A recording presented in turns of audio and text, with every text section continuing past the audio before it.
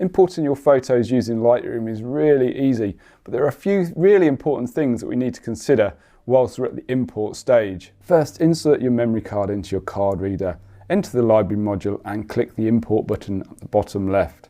This will open up a new page which we will call the import module. If your computer has read your SD card, then your photos may already be loaded into the grid-like view here in the middle.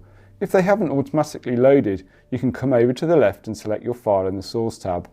Simply click on the drive or card in which you wish to import them from, and the preview thumbs will start to load.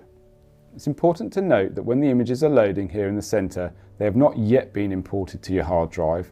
This is just showing you which files you have on that card or folder or drive.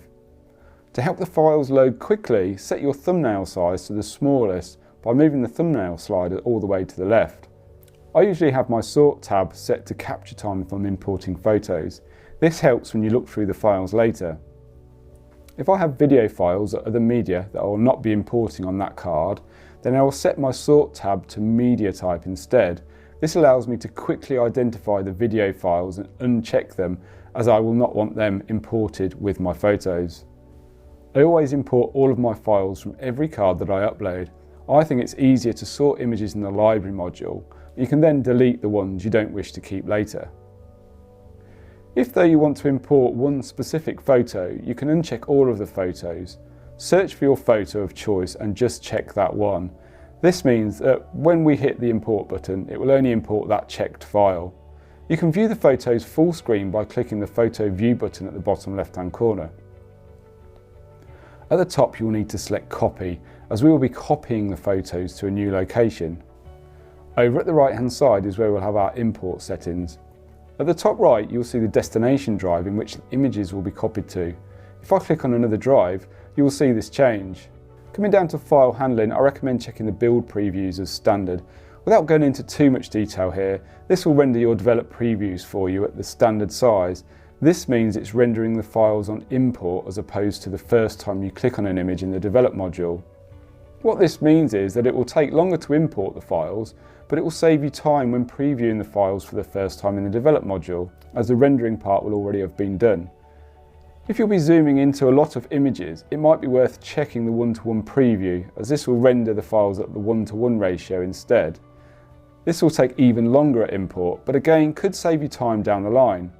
I always go for standard though, as it suits my style of working. I tend not to bother with file renaming until I export my photos. So let's move down to the Apply During Import tab. For the develop settings, you can choose to apply a preset to all of your images.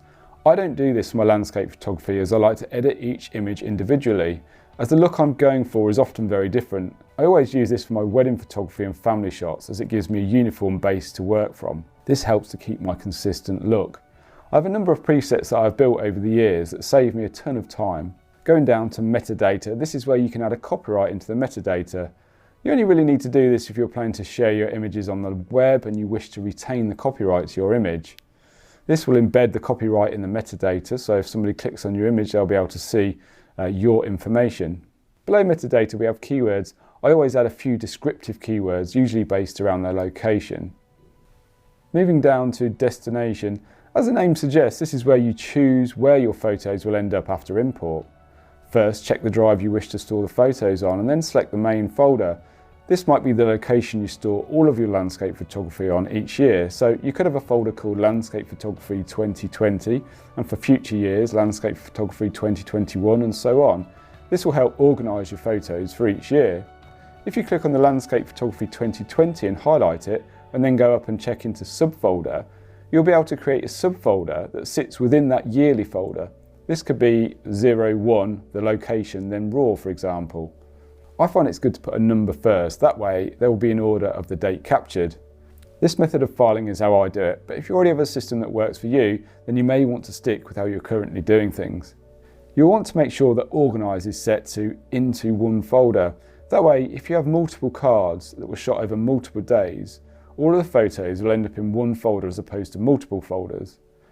When everything is correct, simply hit import and get on with something else while Lightroom does the importing for you.